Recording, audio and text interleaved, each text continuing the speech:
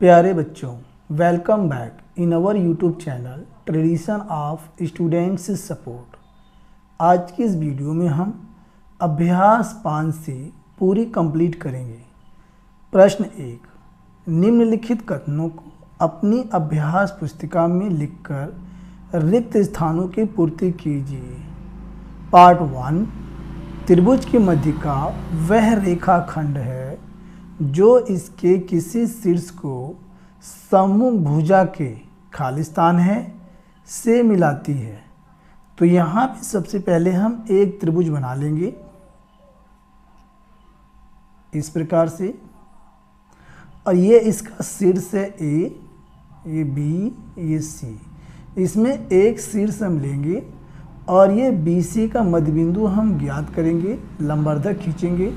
जैसे मान लीजिए इसका मध्य बिंदु यहाँ पे है, मध्य बिंदु यहाँ पे है। अब इसे हम मिला देंगे, इसे हम मिला देंगे।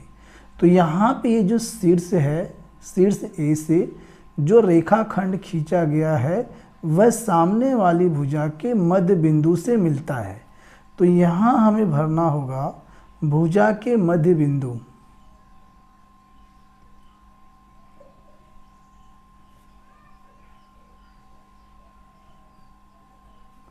भुजा के मध्य बिंदु से मिलाती है, यही इसका सही उत्तर है। अब यहाँ पे है भाग 2, किसी त्रिभुज की मध्यिकाएं होती हैं खालिस्तान है। तो यहाँ पे जब त्रिभुज होता है इस प्रकार से, अब इस त्रिभुज की मध्यिकाएं खींचते हैं। यहाँ शीर्ष ए, बी, सी, तीनों शीर्षों से, पहले ए से, तो ये सामने के भुजा का मध्य बिंदु है, इसे मिला देंगे। तो ये होगी पहली मध्यिका जो ए से खींची है। अब बी से खींचेंगे तो सामने की भुजा ए सी है, इसका मध्य बिंदु मान लीजिए ये है, इसे इससे मिला देंगे, ठीक है। इसके बाद ये शीर्ष सी है, इसके सामने की भुजा ये है। अब इसको मिला देंगे ऐसे इस वाले शीर्ष से। तो कहने का अर्थ है कि जब तीनों मध्यिकाएं, ये मध्यिका, ये मध्यिका, ये मध्यिका एक ही बिंदु से जाती हैं तब ये संगामी होती हैं। तो यहाँ हम लिखेंगे संगामी। अब यहाँ पे भाग 3 है, त्रिभुज के मध्यिकाएं जिस बिंदु पर मिलती हैं उसे कहते हैं, क्या कहते हैं। ये त्रिभुज के मध्यिकाएं हमने खींचा है शीर्ष ए से, शीर्ष बी से, शीर्ष सी से। ये तीनों एक ही बिंदु यहाँ पर मिलती हैं। तो इस बिंदु को क्या बोलते हैं? इस बिंदु को कहते हैं केंद्रक। तो यहाँ हम भरेंगे केंद्रक, यही इसका राइट आंसर है। प्रश्न 2 में है, एक समद्विबाहु त्रिभुज ए बी सी खींचिए जिसमें ए बी बराबर बी सी हमको दिया है, मध्यिका ए डी खींचिए, नाप कर बताइए कि निम्नलिखित कथन सत्य है या नहीं। Part 1, A D B C पर लंब है। सेकंड, ए डी कोण ए को समद्विभाजित करता है, यानी 2 बराबर भागों में बांटता है। तीसरा, ए डी बी सी का लंब समद्विभाजक है। तो पहले हम समद्विबाहु त्रिभुज खींचेंगे, उसके बाद इसकी हम शीर्ष से, शीर्ष ए से मध्यिका ए डी खींचेंगे। उसके बाद हम नाप करके देखेंगे क्या यह बात सच है या नहीं। सबसे पहले एक रेखाखंड हम BC खींचेंगे। अपने मन से आप कोई भी नाप ले सकते हैं। ये हो गया BC, यहाँ लिख देंगे B, ये हो जाएगा C। अब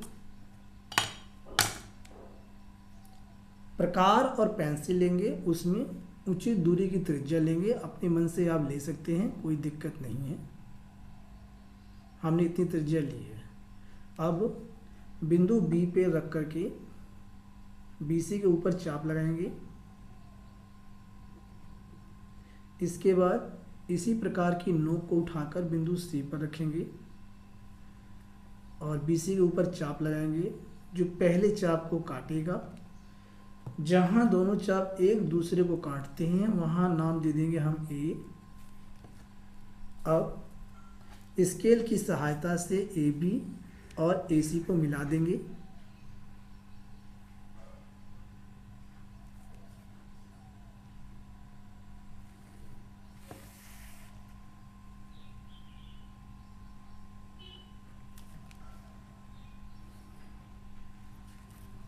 तो ये हमारा समद्विबाहु त्रिभुज बन गया है। अब हमें क्या करना है कि मध्यिका AD खींचना है, जो शीर्ष A से सामने वाली भुजा BC पर खींची जाएगी। तो BC का हम क्या करेंगे, पहले मध्य बिंदु निकालेंगे। BC की आधे से अधिक दूरी लेंगे और यहाँ BC के ऊपर चाप लगाएंगे। इस प्रकार से BC के नीचे भी चाप लगाएंगे और प्रकार की नोक उठा करके बिंदु B पर रखेंगे। BC के ऊपर और नीचे चाप लगाएंगे, जो पहले चापों को काटेगा। फिर हम इसे मिला देंगे।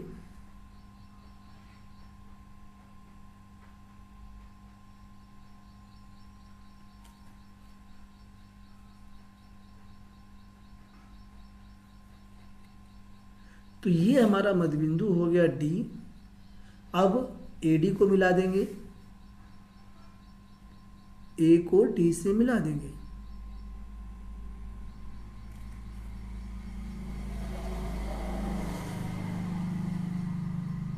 इस प्रकार से तो ये हमारी AD जो है मध्यिका खींची गई है। इस प्रकार आपको जो है समद्विबाहु त्रिभुज बनाना है। प्यारे बच्चों, यहाँ बुक में AB बराबर AC दिया है, तो यहाँ हम कर लेते हैं AC, AB बराबर AC।